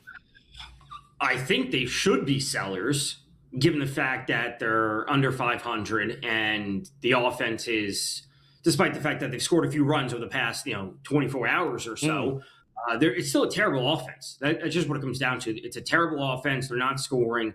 The frontline pitching has been terrible. The bullpen's amazing, and I've continuously said this about the Padres. It's great to have an awesome bullpen. It's great to have literally the best closer in the game. But if you can't get to him with the lead, then he's just rendered useless because he's not going to be in situations that he can actually be effective. So I think the Padres need to be sellers, and you got to do some type of soft reset to put yourselves in a spot to compete because realistically, this should be a wild card team when you really look at the dynamic of the NL year in and year out because they're not going to compete for the NL West. the rumors are that they need to be blown away for a Mason Miller deal. But if you are going to get back multiple top 10, 15, 25, 50 prospects from a team, you have to at least consider it. And I know it seems like to the fan base that you're folding and giving up, but sometimes that's what you need. The GM has to do what's best for the franchise. And if that means giving up a good player, you have to do it. If this was the Padres' previous ownership group, right, they might have just spent anything and gone out and got Skubal and tried to make a run there, like they traded for Hader, a couple of years ago at that deadline, and everyone was like, "What are the Brewers doing?" Well, the Brewers seem to have figured it out. Detroit has got a game coming up tonight against the lowly Royals, and everyone wants to know, what do you do with Skubal? Is he wearing a different uniform? Is he not? Is anybody going to come to the table to offer them anything even remotely close to a package that would be worth, even entertaining? Because it sounds like Detroit's entertaining it, at least, that they're open for business with him. Do they do it, though? That's the other question. Are they out of it, Tom, in your mind? I think they should be out of it, just where they sit in the standings. The problem that I have is that we're seeing a lot of conflicting reports about what the Tigers actually plan to do, and they're saying now that more likely than not that Skubal actually remains with the team. But here's the question. Here's the answer. Can you re-sign him? And I don't think they can re-sign him in the offseason. If he goes to free agency, they're not going to be able to re-sign him. And I know, again, it seems like they're tucking the tail between their legs and turning and leaving if they do trade Skubal. But if you're going to get back a massive offer, that's what you have to take as the GM. And it's a good chance to reset your franchise. And they have specifically said they want multiple high-level prospects that are MLB ready. It's not like they're getting a bunch of single-A and double-A players back. These are triple-A players that could be making the roster next year, pitchers, hitters, whatever it might be. I think that's what they need to do. And I think a lot of the trade deadline is held up on Skubal, because if he does not get traded, that would set the market. Okay, if he gets traded here or another pitcher gets traded, then okay, if this player got this, that means Skubal has to get 3 prospects back instead of just 1, and vice versa. So if Skubal doesn't get traded, I think it's going to be a very quiet deadline with just a handful of minor moves. Yeah, it's interesting, too, because they can always make him the qualifying offer, right? And if he leaves in free agency, I think they still get compensated, right? And number one, I think they get a pick there one way or the other. If that was the case. But to your point, are we even having baseball next year? Because that CBA, I think, is in effect until December 1st, Tom. And then after that, okay. But listen, it worked out so well when Ohtani and oh, no, that's right. They didn't get anything for him either. So it's better that they trade and get something now as opposed to, not getting anything for him after the season is over. I just can't believe they kicked this can down the road this far if you're the Tigers. Would you have paid him if you're the Tigers? I don't know if they can. I don't know if they can match a $300 million offer or whatever he's going to command in free agency. That's just what it comes down to, where you would want to keep him just because of his career path and the injury that he had. And he comes back from the injury and he's this multi-time Cy Young franchise cornerstone. I think they want to keep him, but I just don't think they can. And an offer from the Yankees, the Phillies, the Braves, the Dodgers, the Cubs, some big market team can go out there and say, whatever the new CBA is come December, January, February, they're going to max that out and say, you have to match us for this. And maybe the new CBA will allow them to match a potential offer because there's going to be a cap ceiling or they only can give them so much. But ultimately, I think you need to get an asset back. You need to get assets back while you can. You have to at least use that to your advantage, because if you let them go for free, everyone's going to look back and say, oh, look what the Tigers didn't do. Is the same thing with the Angels, as you said, with Ohtani. They got nothing back for him when they could have gotten a boatload.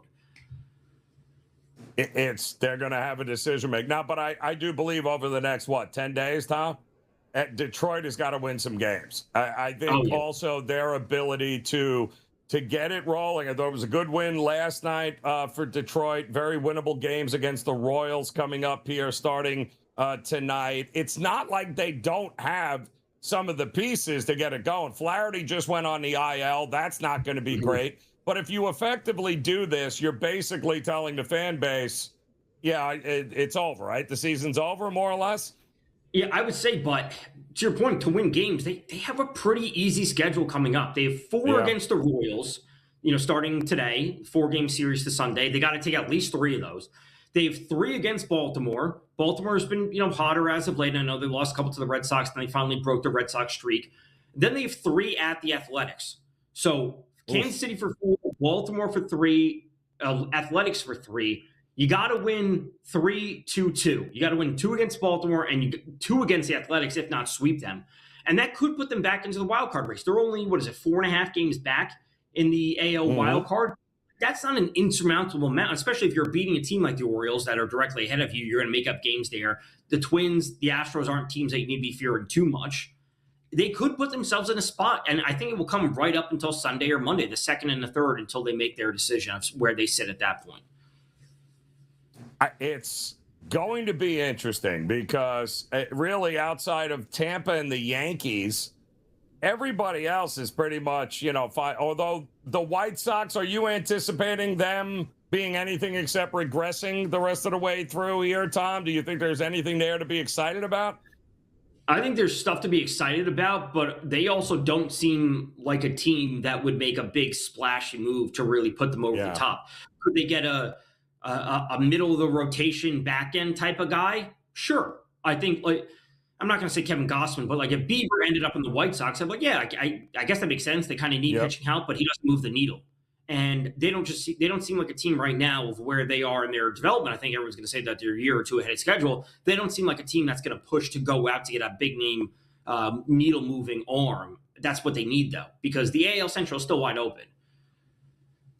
Huge. I mean, wide open here. And then that bears the question with everyone else, certainly in that division, and the West, which I think is a disaster altogether here, with Texas leading the division at 51-51, Tom. And Seattle, what do we do with Seattle, who, don't forget, was a game away from, winning the American League pennant a year ago, and now they can't even stay above 500 here. So decisions coming up. We do have an update for you, though, as in-game live game day continues here on the grid.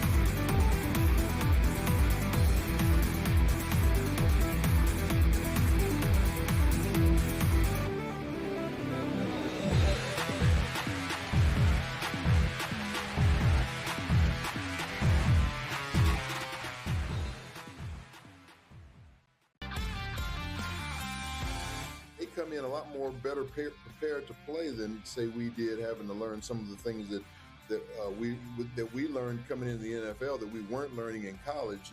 A lot of these kids are getting quarterback coaches, as far back as junior high school and all the way through high school into college. So I think the position is a lot more stronger than it's ever been. Outspoken with Dan Cilio, only on SportsGrid. Atlanta should be the team to step up and secure him. Yeah, Atlanta's really interesting because they're, much further down the list than only, 8% right now on call sheet. But this is a team that has constantly come up in terms of GMs thinking, or the reports suggesting that GMs are thinking that Atlanta Braves are the dark horse team to kind of swoop in there and get Scoogle. And that's going to be something that, we should pay attention to. Pro Baseball Today, only on SportsGrid. Wembanyama goes to the park and plays chess against people. I saw him come in with a book today. Yeah. He walked in with a book, Kevin. He had a bunch of books in his hand. I was thinking to myself, he's the only NBA player that actually walks in with a book that actually read it. Yeah. It's a good take. Yeah. Shot of LeBron. Listen, I couldn't help it. I knew that I was trying to cut you off before you said the name. In-game live, only on SportsGrid.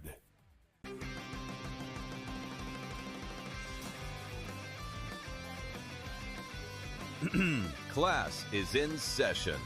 Today, let's talk about the teaser. A teaser is a multi-leg bet where you shift the point spread in your favor. You get better numbers, but every selection has to win. It doesn't matter what you bet if you don't have the insights. Tune into SportsGrid and get ahead of the class.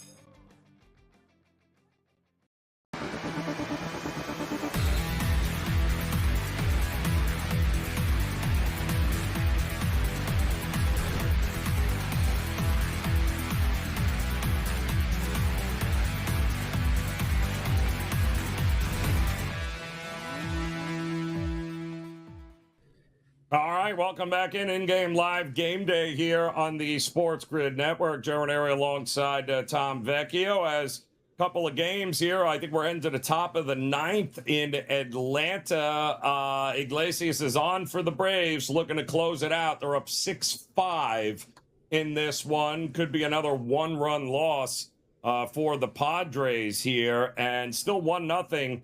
Guardians got a solo home run there in the bottom of the fifth. They're up 1-0 over Minnesota. Gavin Williams, Taj Bradley, I think they're top of the seventh now. Again, really good pitchers battle in this one here. And we do have the Rays and the Blue Jays coming up here at the top of the hour. And speaking of the Rays, are they buyers? You think the Rays add anything at this point, who are kind of sitting in the driver's seat at 59-42 on the season? They say they want to be buyers, and the reports are all using the terminology aggressive at the deadline, aggressive buyers for the Rays. But frankly, when have we ever seen that happen? When have we ever seen the Rays been aggressive? You know, if you're going to say you're going to be aggressive, you know, why weren't you aggressive in keeping Blake Snell, in keeping Tyler Glasnow, in keeping these literally amazing pitchers that you had? Granted, you know, they had injuries, and you know, maybe the front office deemed that paying them that amount of money for potential injury risk down the road wasn't worth it. But you had chances to show that you wanted to be an aggressive team, and you've never done so. So they are in the driver's seat, to your point. I absolutely think they have a chance to win the AL East, make it into the playoffs, and they are a pitcher and a bat away. But ultimately, it's like, you have to show me. Like, I've never seen them be aggressive before. So this is the chance for them to do so in a wide open AL, and a chance to really build a roster that can compete with the Dodgers. So the Rays need to be aggressive. You know, new stadium coming however many years down the road, be aggressive one time. I would be great. Seattle, I think, is the same way, right, Tom? Like, what is going on with Seattle? Are they the team that we should just assume is going to put it together here down the stretch to win the West, or are the Astros still alive? I mean, Alvarez is ridiculous. Is it enough to put them over the top if they can keep Hunter Brown and get him going, and Arrighetti and the rest of that starting staff? Are the Astros a dark horse here for the West? I don't think so. You know, the Mariners have an amazing pitching staff, as we say every single year. And they are one hitter away, as we also continue to say. I think it's a really interesting dynamic for them this season, where they're coming off a bit of a letdown, and I think some of that plays into a little bit of a hangover that they've had this season.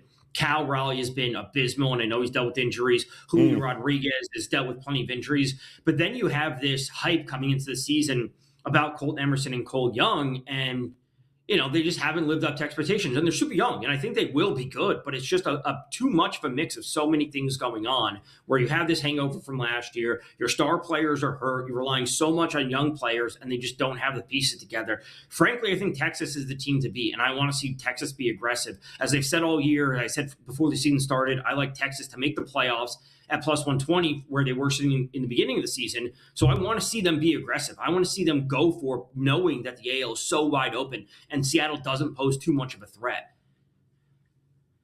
I think it's a lot of look at those records, Tom. I mean, it's a lot of terrible baseball being played by teams that it is what it is. You're a mediocre baseball team, and that we've got a lot of that, unfortunately, this year. But in the National League, do we have any dark horse? I happen to think Arizona coming up against the Cardinals. I happen to think Arizona, we've seen this movie before with them this time of year. I think Brandon Pfaadt is a guy that they can rally around, who's figured some things out in the minor leagues. And, you know, if they can address maybe the bullpen at the break, there's no reason for Arizona not to be in the... I like Arizona more than I like Pittsburgh for a wild card spot. What about you? Yeah, absolutely. And this is something on, you know, Sundays on Pro Baseball Today that Craig always alludes to, is that Arizona, if they get hot at the right time, they're going to be in a good spot. They are a well-run organization that takes very calculated risks and you know, makes the right moves when need be. We saw them get hot a couple of years ago. You got to remember, they were in a World Series just a couple of years ago. Everyone's like, the Dodgers have been some dominant franchise and some dynasty, which they really have been. But Arizona was in a World Series against Texas 3 years ago. And obviously, Arizona coming as a wild card, they beat the Phillies. They end up losing, but they have made the moves when they needed to. I think they need one more pitcher, the pitching staff. I think Fott is good. Ryan Nelson has been injured, but he's been very up and down. Gallen's been bad. Merrill Kelly's been kind of bad. You need one more pitcher and one more hitter at the bottom of that lineup. And I think Arizona far ahead of a team like the Pirates or the Nationals, of course. I agree. I think Arizona, do not be shocked if they rattle off a whole lot of wins down the stretch here and put themselves right back in a wild card conversation. Obviously, nobody's catching the Dodgers in the West, but I think very much a pretty good opportunity for Arizona to make it back to the postseason here. Coming, by the way, first and second, 2 outs now in the top of the ninth. Tatis is just singled again. So first and second and for the Padres, and we'll see.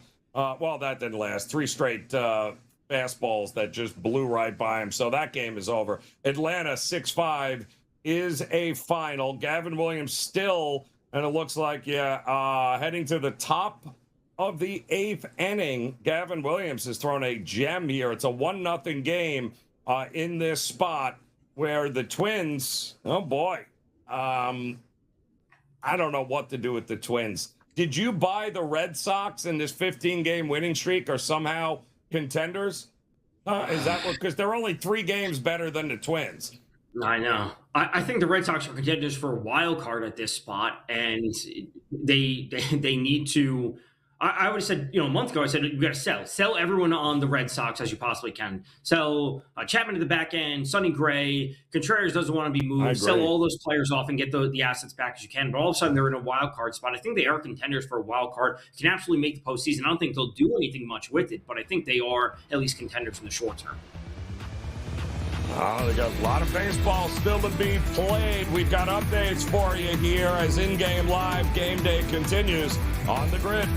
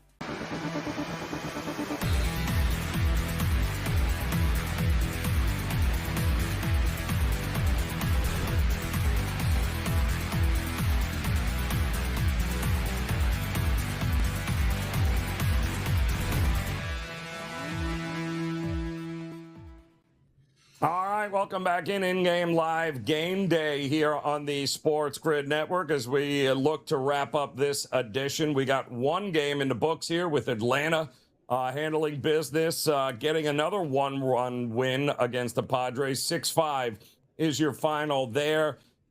We've got the Guardians up 1-0 over the Twins, bottom of the 7th inning. Pretty good pitchers battle between Gavin Williams and Taj Bradley. Coming up, Tampa Bay, Toronto. You've got Arizona and St. Louis, and then Kansas City taking on Detroit. That's going to be a little bit later. And then, listen, from St. Louis, Arizona goes to Washington to take on a Nationals team, which I think is interesting because the Nats, one of the best road teams in Major League Baseball, they are at home here. But boy, did they got some pieces that I'm sure teams would like to call and be like, hey, what about Griffin? Did you have him this year, throwing the way he does? Cavalli's been tremendous. No, there's a lot of guys the Nats had that I just didn't see them having this kind of success this year. Did you? I did not, and they're in a really interesting spot because these are absolutely pieces. Whether it be Foster Griffin, Luis Garcia's name has come up that a postseason bound team would want. But a Kate Cavalli is someone that they would want in their rotation for next year. This is someone that they want to build around. I think they have a great lineup as they're one of the highest scoring offenses in the league, and the bullpen's terrible. And I think they should look to keep Cade Cavalli. They should trade Foster Griffin, and they should trade Luis Garcia. And you have to get back, I want to say, high upside prospects that are relievers and or relievers that they are optimistic about. Because we've got to remember, in the offseason, the Nats made a lot of aggressive moves. Their manager's, 33 or 34 years old. The GM's 35. So they're going to have to find players that they like, whether it be analytically driven, that they're saying, okay, he may not look great now, but there's something under the hood with his metrics that we can work with and that a team might be willing to give us. So high-level relief prospects or intriguing upside relief pitchers, that's what they need. Because if they can do that for next year and they still have this offense, they will actually truly be competing for a wild card. I know they're in it this year, but it's still a step ahead of schedule. Yeah, they have been just a cash cow on the road this year. Some good stuff there. Bullpen's a hot mess, but that team can score some runs, and they've got some quality pitching that teams will want to be after without a doubt. I think Phillies, after watching Nola again last night, have some decisions to make as well here, Tom. They got the Yankees, I believe, starting tomorrow here over a weekend series. It was good to see Max Fried, by the way, give him 5 innings like he did last night. But they need some rotation help, do they not, this Philadelphia team? They certainly do. I was on Aaron Nola over 2.5 earned runs yesterday, so I was happy with the result because he's terrible. But they really do. It's great to have Chris Sanchez out there. It's great to have Zach Wheeler. I think Jesus Lazaro is a fine third option. But after that, in a 7-game series, you need one more pitcher. You really do. And you can't trust Nola to go out there and give you 5 innings and only give up 1 earned run in the postseason. If he were to do that, and I knew that was a possibility for him, I would say I would take the Phillies in a series versus the Dodgers just based on where the odds probably were. Because if I had a third starter that could do that, but he's not that level of a pitcher. So they need one more pitcher, and I think they still need one more hitter in that lineup to truly be dangerous. They lost Adolis Garcia for the year. They need one more power hitter in that lineup. Yeah, that would be really good. And they need somebody at the back end of that rotation that they can count on. That is for sure. Atlanta heading to Baltimore now that they just beat the Padres. The O's are only 2 games out. Are they buyers in your mind? They should not be. And it's really just the dynamic of the AL. I know that it's a very wide open AL wild card race, but I just don't think the Orioles are good enough. They're not 1 or 2 moves away. They're 3 or 4 or 5 moves away, and that's just something that you can't get done at the deadline. So they're trading 1 or 2, I think, would be a detriment to them. Bringing in 1 or 2 players, that's not going to change the trajectory of the season. Yeah, it's going to be interesting. Pete Alonso, I think Roger. There's some guys in that lineup, man. They got some pieces, but It's a whole race to the bottom of the wild card in the American League of mediocrity. It's kind of crazy there. But the good news, Tom, is we are a couple of weeks away from a Hall of Fame game. That means the NFL is almost here. I think we're less than 30 days away for college football week 0.